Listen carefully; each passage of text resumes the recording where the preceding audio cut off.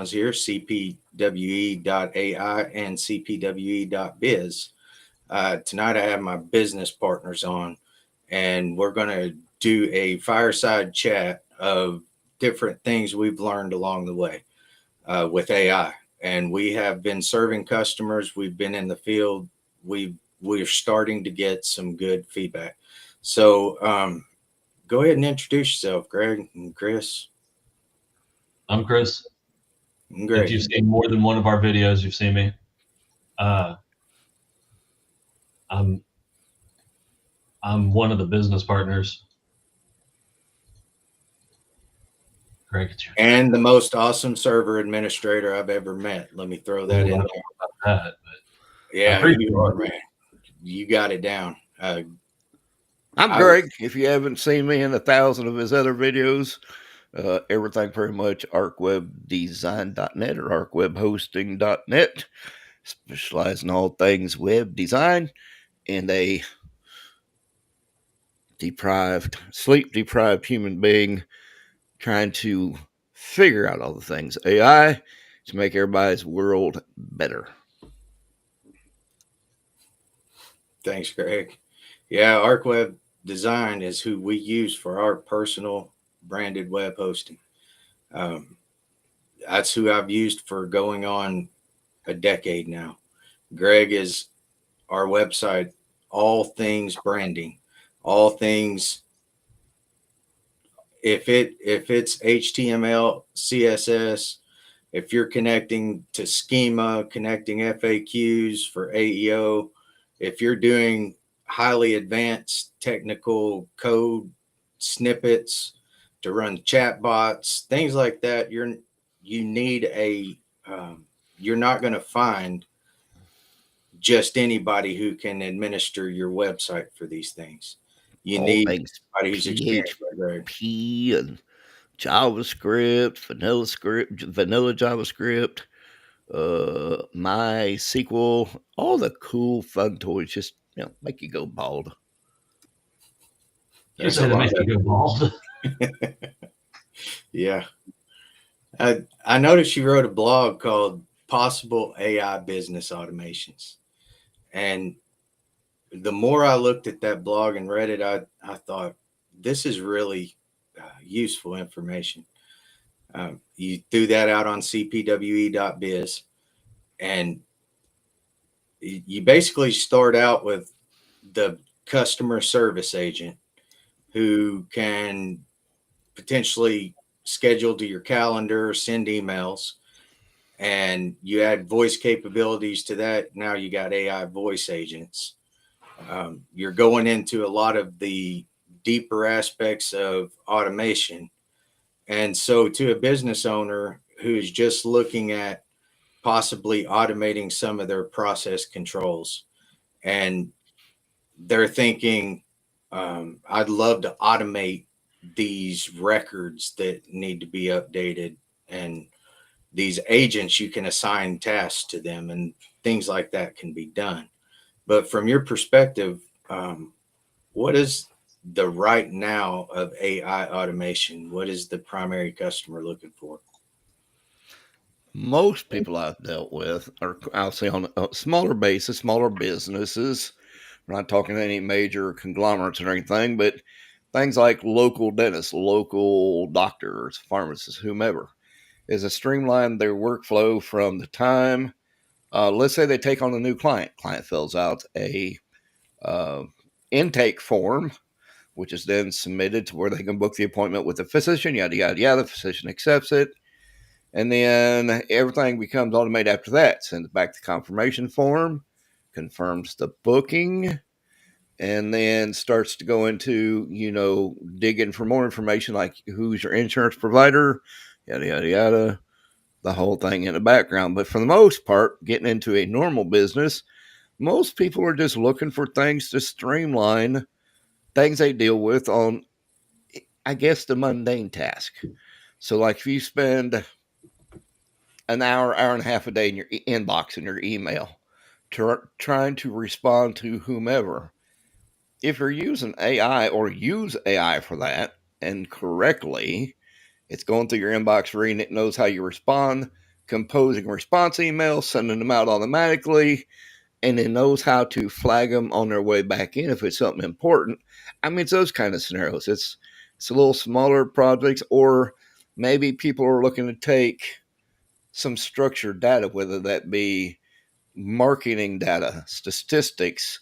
If they maybe run a smaller call center, so you're taking all your data from inbound calls, outbound calls, employee time off, scheduled, missed, sick, what have you, and then running all the statistics of that collected data to generate a report. Because if you've ever done anything in Excel for an extensive report, have to generate a pivot table, which makes most people go blind, and then have to present it in a way that everybody else that might be on the board or whatever understands. Those are just mind-numbing tasks that you can pull AI into to do for you. Just feed the data to it and let it do its thing.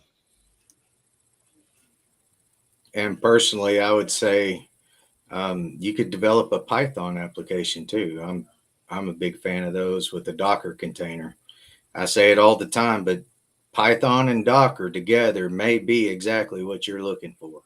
If you're looking for an offline solution you can run on your desktop in a secure environment or in ENV. Well, Uh, you said that's the next part, and you hit on something very critical.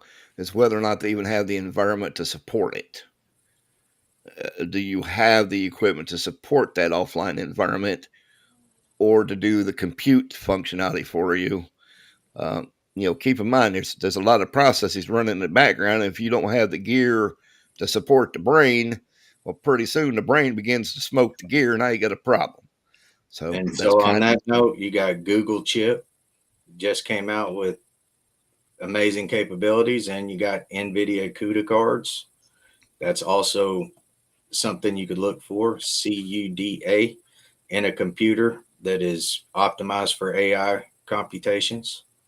Video cards, the better the video card, the better the computational um, capabilities of the computer will be for things like this, especially for image generation. But it works like you would think a main hardware of a computer works, like a CPU you may have heard of, a central processing unit. They think that that may be what they need to look at, a dual core, a quad core, Intel i7, or whatever all that is. Go for the video card, for sure. the other thing. And I would encourage people with this, and I'm sure look, if you spent any time on YouTube, Facebook, wherever, you've already seen shorts, reels, Facebook posts, whatever, about AI. Oh, if you do this, we'll save you 10,000 hours of whatever you normally do. First of all, there's one important thing to know. You got to know how to prompt the thing. You got to train its little brain so that when you give it input, it's going to output the way you expect it. It's not as simple as you typing into a box and getting the desired output that you're looking for if it hasn't been trained. Because I'm gonna promise you right now, ain't gonna happen. There's got to be some concepts, whether it's a persona, how it's to analyze your data, what it expects for acceptable data format to be inputted to it, and what's expected, how it should output it to you. So that's called your little instructions or directives, or in Claude, we call them projects. Chat GPT, they're called custom bots. Call them whatever you want. They still got a set of custom directions in the background based on your specific needs to generate your desired output. Because if you just So go into it butt naked, it just don't happen. let's talk a tabletop scenario where someone may need their email monitored, and they may need their schedule monitored, so it sends them a text before their next meeting and where it's at, and it's a reminder, and just the simplicity of what agents can do. What would you say is a good workflow for that? Would you say that we should have a physical server, a VPS server, hosted services for security? What kind of stack Well, would you? hosted services for, I mean, obviously you want to go with ultimate privacy that you can, because that's the biggest thing. Keep in mind, anything handled by Chat GPT, if it's not on a local environment, in essence, is publicly or potentially publicly trained data. I mean, it's got to learn from something. So whatever you put in there is what it's learning from. So that's where you have to make the determination. Are you going to run this from a local environment on your own private network? Or are you just going to run it wide open and let it go with the flow? That being said, what you got to do is set up some triggered automations. So, like even on an iPhone, I've got a custom shortcut, which is built onto every iPhone as far as the application shortcuts, goes through, reads all my emails. If it sees something in there that's relative to a date and a time, automatically creates an event on my calendar and my reminders app. Based on the date, I've got it set to give me a 2-hour warning or advance notification to it. So I kind of get that whole streamlined process. That you can do the same thing with custom agents within AI. Get go through, read your email. Do you see any dates in here? I mean, just like even with iOS 26, which is going to be the new release in September for everything, if you take a screenshot of something that's like an event poster that has a date, a time, a location, it's automatically smart enough to know to create that event on your calendar, tag it to the calendar or the maps with the location and all the relevant details, just merely based on that screenshot. But then you got to know, when you start looking at emails and things of that nature, is how to set up and trigger that automation. What time of day does this automation run? What does it do after it completes? How are you notified that it's complete? And what things in your inbox become priority that you have to look at? Yeah, I was hearing a video yesterday, or I was listening to a video yesterday where um, in one day, somebody who is new to agents had it order them a water from Ace Hardware and get it delivered to their room. And the AI agent did it all. So we're at the point where the AI agents can use your bank account information. And this is where we start getting into those areas where AI can be used for great things, but it also can be used for great harm. Well, with great things comes need to implement great control or restraint. Great controls. Amen. So that's right at the top of the list. So, what kind of controls do you like to run? Um, we don't have to go there and go in the weeds, but I think I mean, that I don't really, as far as my own personal usage for the different AI programs I choose to operate within, I'm not so scared of what information I feed it, only because it's nothing that I got any concern to hide that contains any personal data that might be super revealing about me. For when you that say information, I do have my own system set up on completely private. Reboot my Mac in a completely separate system. Nothing has access to it except my eyeballs. It can't even pull from the network. So, I mean, it just depends on your applications. Is this PI data? Is this data you're okay with sharing with the world? I mean, you got to really think it out and how you're going to set up your security.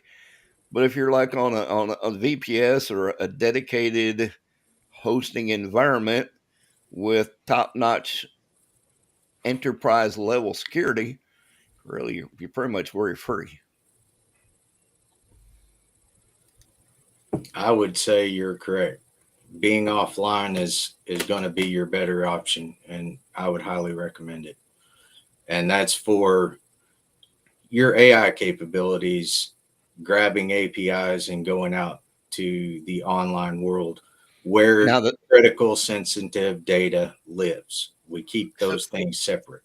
so next one I seen was an illustration. And I was like, it made me think. I'm going to use Claude as an illustration. You can download Claude as a desktop agent. But what Claude will not do is go out and search the web unless you go and get the Brave API to make that pull call that will authorize Claude to go out and search the web from your desktop environment. So, I mean, you can figure all that and they give you all the instructions and yada, yada, yada. Most of the code you get from GitHub and download it, you're good to go. But again, it's not something that automatically does it upon its own unless you give it that permission. But here's the problem.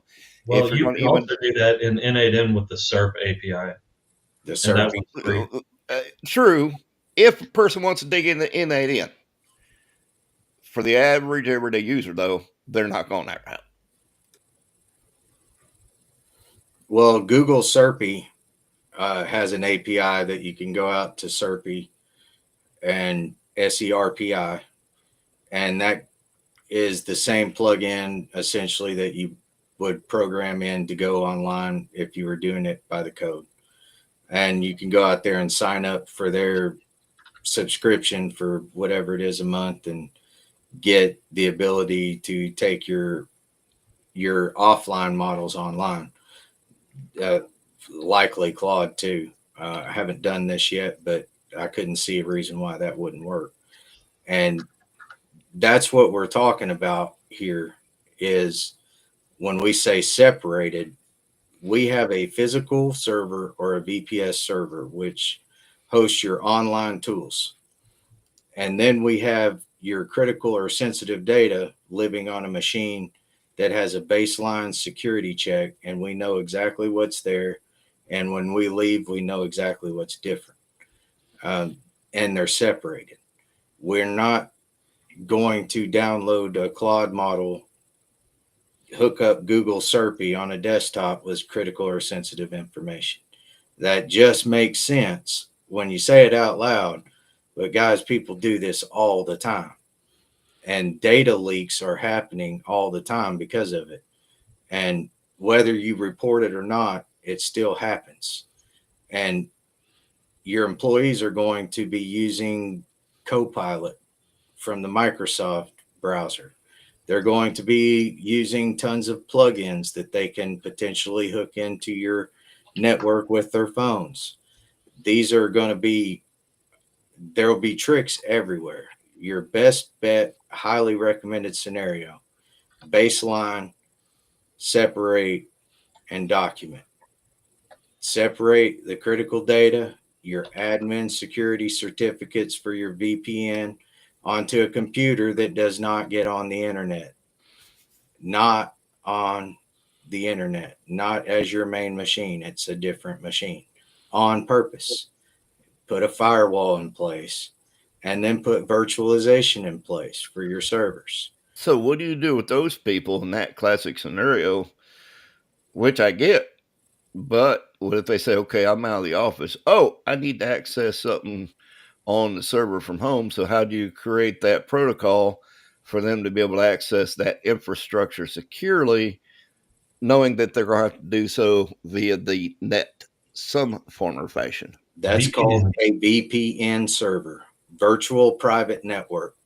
And that doesn't have to be a Blade server that you buy and hook in a closet somewhere. It can be open VPN on a laptop that's sitting in the computer or setting in the corner, a computer sitting in the corner. Open VPN, what happens is you'll set up an administrative machine and then you'll set up your nodes essentially that are out there. How many people can connect through this VPN? What are their credentials? And so on and so forth. They will use this gateway called a VPN to access that data. Did that answer your question?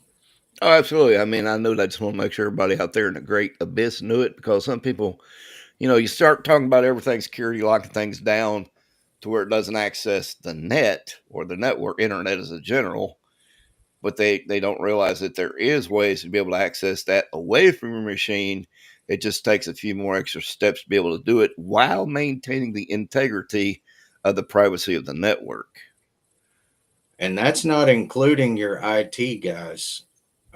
Your IT servers are different. Your DNS server that translates all of those IP addresses to host names, and your DHCP, it can be running locally, but you're Yeah, still going to need.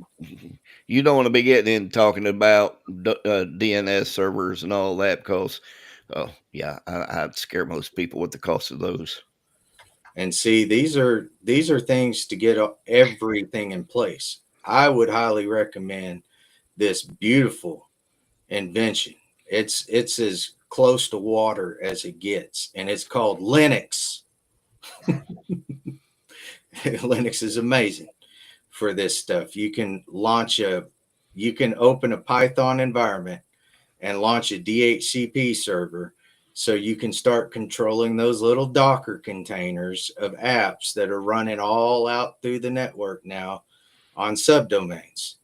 Um, this is important information. Foot stomping the environment. If you develop in GitHub, there's an environment. If you develop in Code Sandbox, there's an environment. You can deploy to Versal and Google Cloud. If you develop on my favorite, I'm such a fanboy of Langflow. Langflow uses the LangChain framework and Python. And I know we're down in the weeds, but somebody out there may need to hear this. If you want to run your app you just built in Python, you had vibe coding export you out a Python app, and you want to run it in VS Code to check your code, there is a program called Streamlit, Streamlit. You do app streamlit.py. Boom, you're running your app right there in your local environment and testing it before you publish it.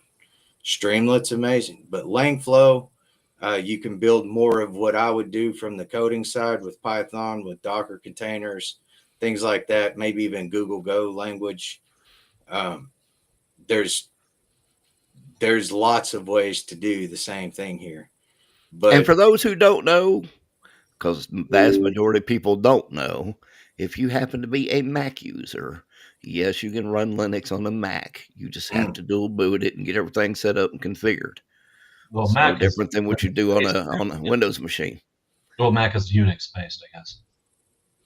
oh, I guess that's a good thought process. That what about if somebody's trying to do HR?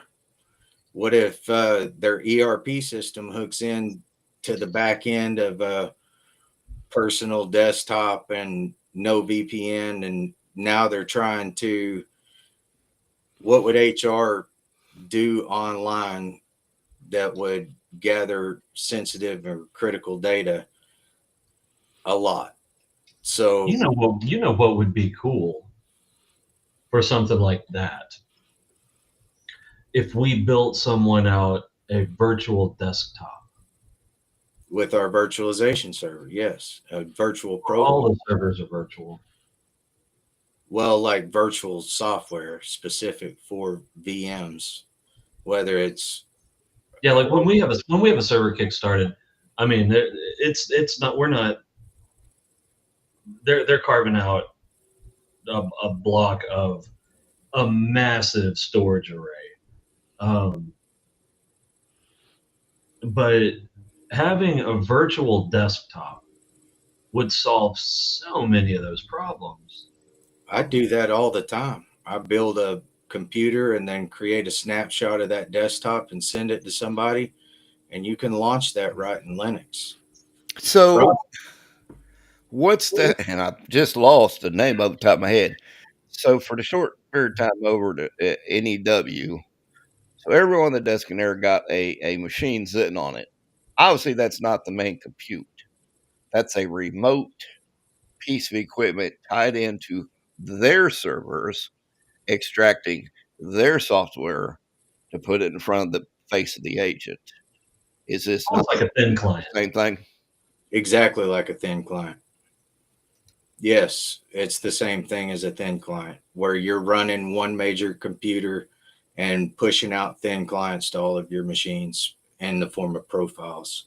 which goes to your IT staff. If they're remote, um, they're pushing profiles and logging into your main domain controller. How do you set that up? What kind of servers? Those are all things we talk about all the time. Now we've got way in the weeds on this one. So let's bring it on back up to the top level. Let's talk about vibe coding. Chris, what do you think about vibe coding and what are some softwares to use for it? You know what? Let me tell you. There's about 10 that you can use. I personally like Bolt for web and basic Windows app stuff. I like Rourke for mobile apps. However, there is a magical, mystical way where you can do it for free. You got to have VS Code Studio, which is free, and I have it. And then here's where the magic comes in. You have to download a thing called Rue Code, which is also free. That's fine. Actually, there's a better one. It's called Kilo Code, also free. The problem comes in when you start hooking in a locally hosted LLM, because it's got to have an AI to translate what you want into what it thinks you want and then spit out the code and give you the preview and all that. And that's what I've been messing with for 30 fucking minutes. Sorry for the language. For 30 minutes, I've been trying to get this to work. Replicate. And it hasn't yet. Can it be done? Sure, I've seen people do it. Is my desktop not going to let me do it? I don't think so. Yeah, I haven't looked at Replit yet. I need to. Like I said, I got a bunch of, Lovable, Bolt, Replit. Cursor is Cursor is a different thing. Cursor is what I just described, except they've already done the interfaces for you. And yeah, a lot of people have a love-hate relationship with Cursor. Yeah, and for that privilege, they charge you, what is it, 20, 30, 50 bucks a month, something like that. What I'm trying to do is have unlimited access, because all of these vibe coding platforms, and they're all super cool, and they've opened up coding to so many people. But what I'm trying to do is have unlimited utilization for free, which can totally be done. It's just kicking my butt right this second. Well, I think the problem you get into with a lot of these too is, and I don't know if you've run into this shit. I know when I was working on a WordPress plugin, it was pretty extensive, and was running it through, that actually expired the maximum number of tokens I could use on that specific day. Mm-hmm. So I'm like, what the hell? Let me save all my code and dump it in a folder so I can come back tomorrow and try to rework this again and continue on. So that's part of the problem. And I think another issue people are going to run into, don't get me wrong, I'm sure there are some cool tools out there that will get you 90% of the way for free. It's that last 10%. You might as well accept the fact you are going to spend some money on for a subscription in one place or another. Accept that as token fact. But if and I've got subscriptions, probably 3, 4 maybe, that are 20 bucks a month. And if I can get 95% of the way there in 10 minutes of explaining something versus 12 hours of beating my head against the wall, I'll take that. Oh, I'm all in. I feel the pain. That's why I was kind of tossing around looking at Magi, MAGAI, only because it incorporates the best of all the worlds. ChatGPT, Claude And better yet is it actually has versions of ChatGPT that are for developers that you can't even access on the paid platform through OpenAI.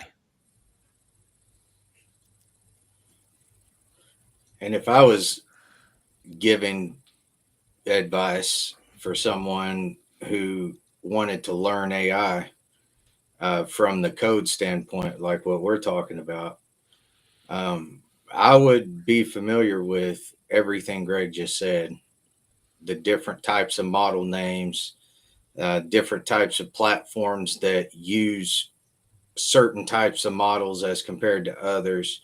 So you can start comparing value in oranges and oranges. So many times, like CPWE.AI, we have tools on there, over 70 tools that can just go out and do all kinds of things with agents included. And there's just always something else that you need. So But if you're learning it, learn Python, learn Langflow. well, no, They come have over to a CP, come over to shop dot CPWE dot AI. Invest, okay? Start plugging away. But again, here's the thing, and it's with regardless of what tool you choose, it's in how you create the prompt. What you feed it is pretty much going to dictate what your output's going to be. Because a lot of people think you're going to go in there and talk to it like you do your 12-year-old via text message on your iPhone. Doesn't always work like that. You got to be very specific. And think about it before you type it in. Think about it. Line for line. Okay, I want you to do this. After you've done this, please do this next, but in this format. And when you're through, deliver it to me in XYZ deliverables. Then it's got 1, 2, 3 things for it to do. And if it can do it, it will. That is very true. So we have went over some of the lessons that we've learned in our podcast tonight. And there's so many more. And we welcome questions. If you're on YouTube, like, subscribe, comment. Facebook, same thing.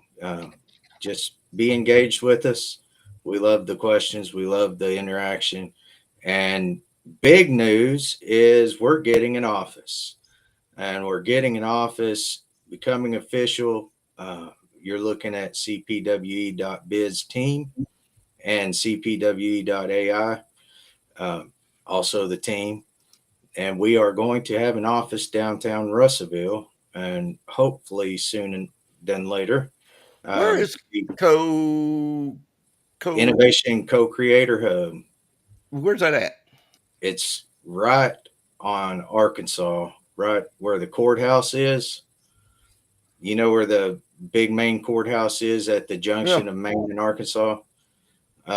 If you look just due 45 degrees almost towards Casey's gas station,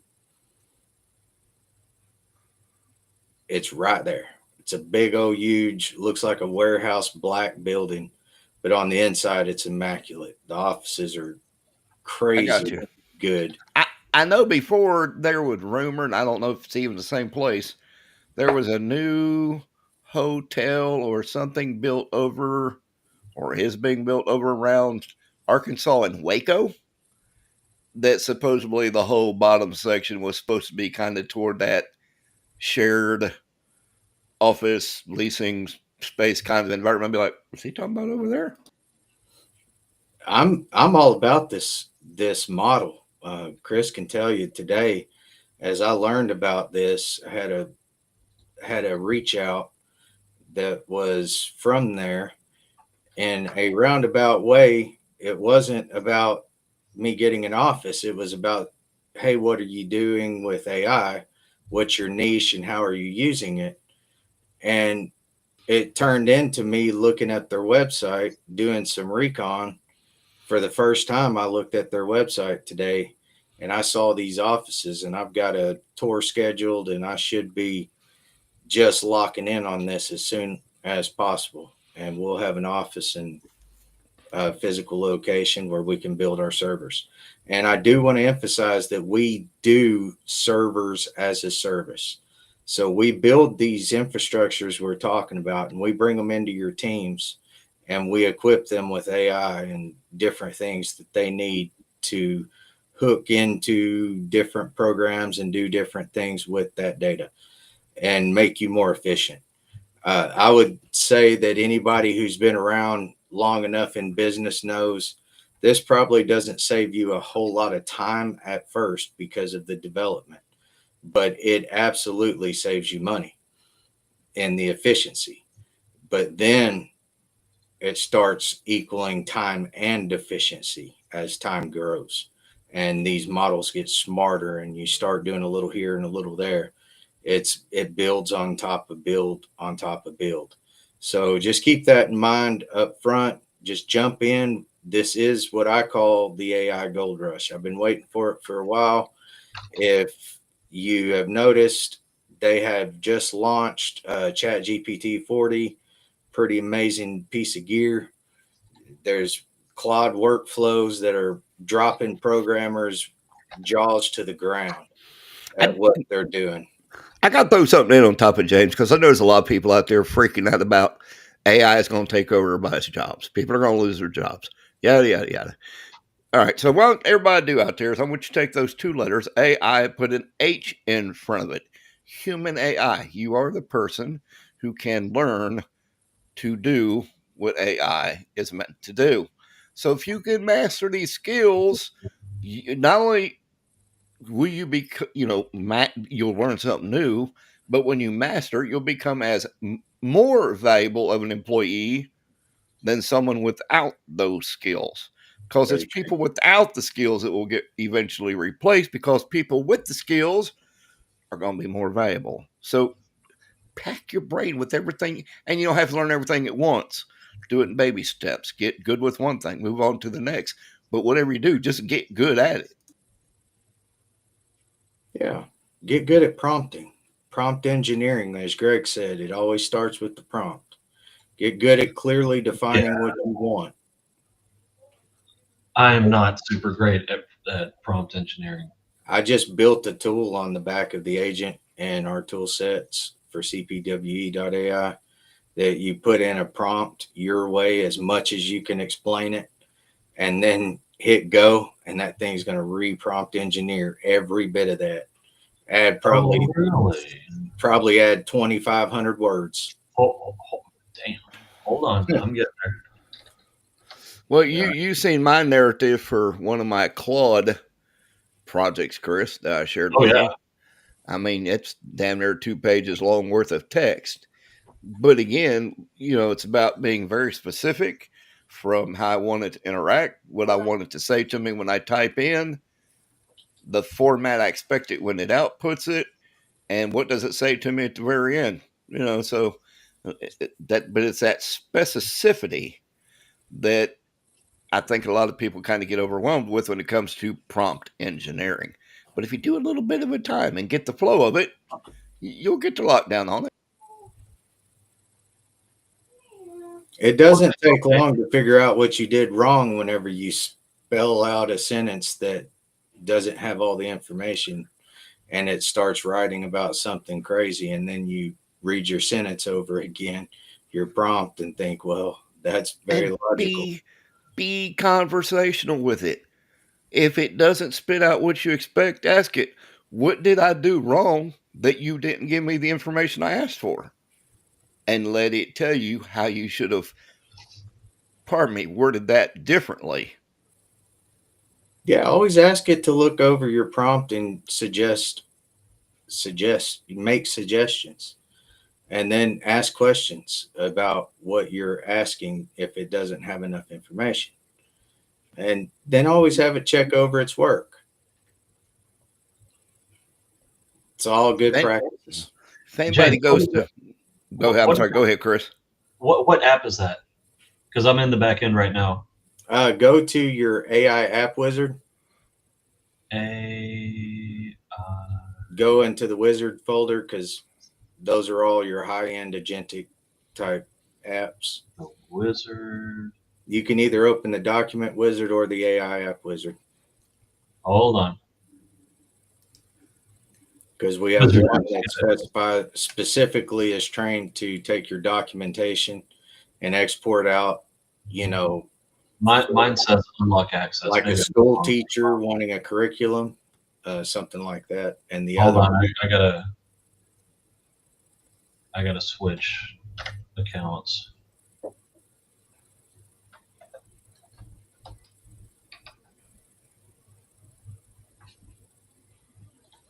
yeah, a couple of those wizard apps are only white label.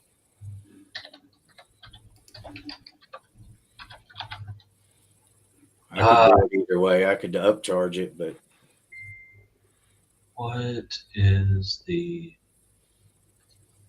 Okay, you gonna have to send me the username and password. Apparently, okay, you got it. Well, Which and app? What?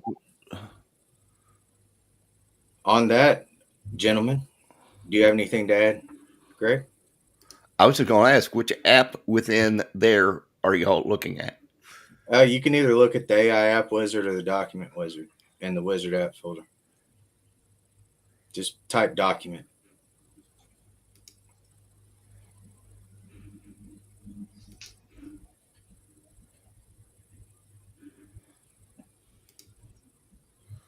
You're seeing real time, folks, exactly what AI does. It causes the eyes to go glassy. What are you doing? Hold on. Who, what, where, and when? Yeah. Why? Hey, bud, you're going the wrong direction. Get on back over here. I have to take people back a long way. You know, oh, yes, they call me the street. Oh, buddy. Because I after you have, sit in front of this computer and do this enough, I promise you, you be up here, you know, your hair be all sticking up. See what mine's doing? And I'm going bald. That's what this shit will do to you. well, I got the grill fired up. I got the corn wrapped up. Got the Whoa, chicken let's breast. stop this conversation right here. You got the grill fired up, the Yeah. corn wrapped up. What else? Got some, well, we didn't do asparagus. We did zucchini. Ugh, you can keep all And that. we're doing some vegetables. And Where's the meat? so I got chicken breasts and chicken thighs. That's what Brother, they're marinating up. here's the thing. I bet it doesn't take me 9 minutes to drive from my house to yours and I didn't get an invite. Hey, man, come on over. I'll What see you the hell? I'll see you in 15. I'm going to put on my apron. Nah, and I'm go good, out there brother. and get some grilling done. Already ate, can't fit no more. Guys, thank you for your time as always. Everybody out there, thank you for listening. Thank you for hanging out with us. We will see you Tuesday. Well, tomorrow night, I have a special guest coming from the nuclear industry. What time is that? Project Just in management. case. What's that? What time? Just in case I can make it. 7:30. Send me the link. Doing some amazing things for whatever projects he wants to tell you about. He's got a lot of them. So this is one you will not want to miss tomorrow night. On that note, good night, everybody.